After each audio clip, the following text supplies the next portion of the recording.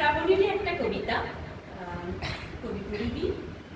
বর্ষার দিনে, এমন দিনে তারে বলা যায়, এমন ঘন ঘোর বরিশায়, এমন মেঘ স্বরে বাদল ঝড় ঝড়ে, তপনহীন ঘন তমসায়, এমন দিনে তারে বলা যায়।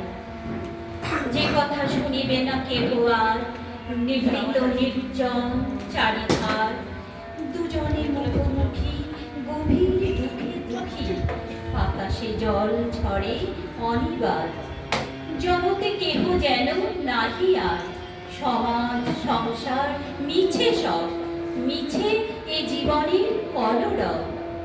কেবল আঁখি দিয়ে আঁখির সুধা পিয়ে, হৃদয় দিয়ে হৃদি অনুভব, আধারে মিশে গেছে আর সব। ভুলিতে ব্যথিবে না নিজ কাল, চমকে উঠিবে না নিজ প্রাণ, সে কথা আঁখি নীরে মিশিয়া যাবে ধীরে, বাদল পায়ে তার অবসান। যে কথা ছেয়ে দেবে দুটি প্রাণ, তাহাতে এ জগতে ক্ষতি কার?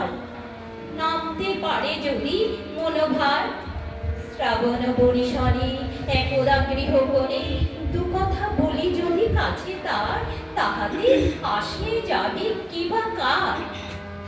আছে তো তারপরে 12 মাস, উঠিবে কত কথা কত হাস, আসিবে কত লোক কত না দুঃখ শোক, সে কথা কোনখানে পাবে নাশ?